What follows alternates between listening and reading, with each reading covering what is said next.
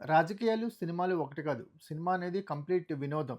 ఎవరైనా సరే సినిమాని వినోదం కోసం వెళ్తారు. తమకిష్టమైన స్టార్స్ ఆ సినిమాలో ఉంటే కొంచెం ఫస్ట్ డే, ఫస్ట్ షో చూడటానికి ఇష్టపడతారు. సినిమా టాక్‌ని బట్టి అందరూ ఆ సినిమాని చూస్తారు. దానికి పార్టీలకు అతీతంగా అందరిని వినోదపరిచేది సినిమా మాత్రమే.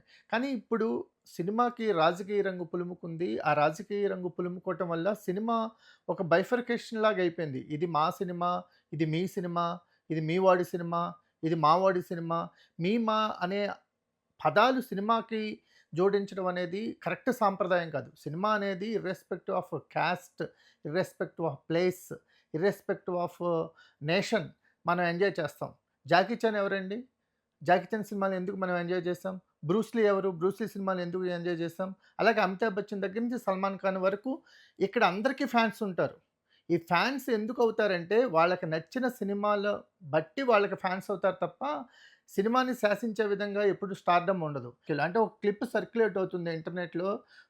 అనంతపురం ఎమ్మెల్యే దగ్గుబాటి ప్రసాద్ పేరు మీద సర్క్యులేట్ అవుతున్న క్లిప్ మీద చాలా ఆగ్రహంగా ఉన్నారు. ఆయన ఇంటికెళ్ళి ఫ్లెక్సీలుని చించేయటం, ఆయన్ని బహిరంగ క్షమాపణ కోరటం, ఆయన క్షమాపణ చెప్పకపోతే రాష్ట్ర వ్యాప్తంగా ఉన్న ఎన్టీఆర్ ఫ్యాన్స్ అందరూ జిల్లాల వారీగా వచ్చి ధర్నాలు చేస్తారని ఒక స్టేట్మెంట్‌ని జారీ చేస్తున్నారు.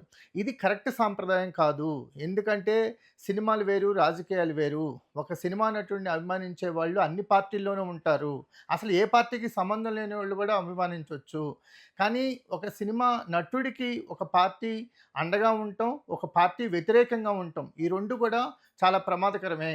అండగా ఉంటే మిగతా పార్టీ వాళ్ళందరూ దూరం అవుతారు. వ్యతిరేకంగా ఉంటే సినిమా రిలీజ్ అయినప్పుడల్లా వీళ్ళంతా వ్యతిరేకంగా ప్రచారం చేస్తూ ఆ సినిమాని ఎలా ఆపాలి, ఆ సినిమాకెళ్ళకుండా ఉండటానికి వాట్సాప్‌లో మెసేజ్‌లు పెడుతూ ఇవన్నీ కూడా ఒక మంచి సాంప్రదాయం కాదు. సినిమాని చూడాల్సిన పద్ధతి ఇది కాదు.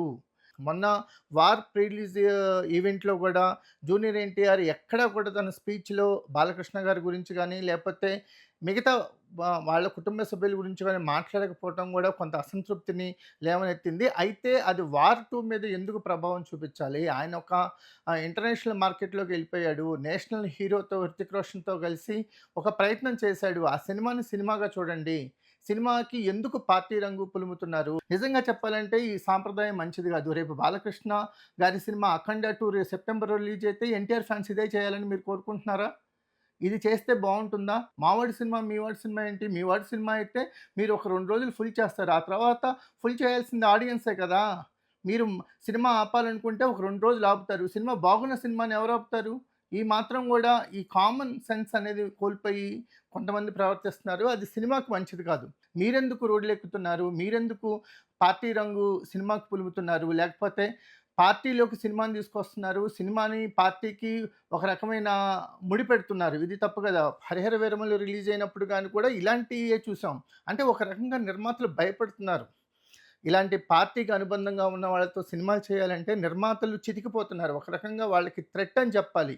ఇది ఎంతవరకు ప్లస్ అవుతుందో తెలీదు గానీ, ఎందుకంటే ఎటు నుంచి ఎవరొచ్చి తమ సినిమాకి డ్యామేజ్ చేసినా అంతిమంగా నష్టపోయేది నిర్మాత, ఆయన దగ్గర నుంచి కొనుక్కునే డిస్ట్రిబ్యూటరు.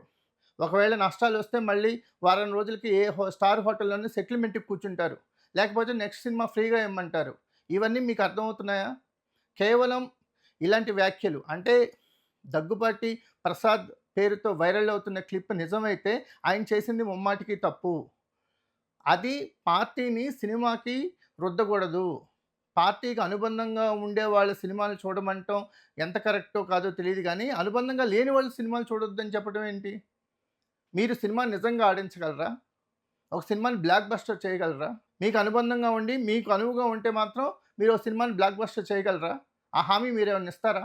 ఒక పక్క వర్కర్స్ స్ట్రైక్, ఒక పక్క ఓటీటీ మార్కెట్ లేదు, ఒక పక్కేమో పైరసీ. వీటన్నిటి మధ్య సినిమాని సినిమాగా చూడకుండా ఇలా వార్లంటూ ఫ్లెక్సులు చింపుకుంటూ ఇవన్నీ మీరు దేనికి ఏ సాంప్రదాయానికి తెరదీస్తున్నారు? నిజంగా మీ హీరోతో సినిమా చేయాలంటే భయపడే పరిస్థితికి ఫ్యాన్స్ ఒక రకంగా తీసుకొస్తున్నారు. ఇది కరెక్ట్ సాంప్రదాయం కాదు. ఒకసారి ఆలోచించండి. ఇది ఫ్యాన్స్‌కి, పొలిటీషియన్స్‌కే కాదు. వీళ్ళిద్దరి మధ్య నలిగిపోతున్న నిర్మాతల గురించి ఆలోచించండి.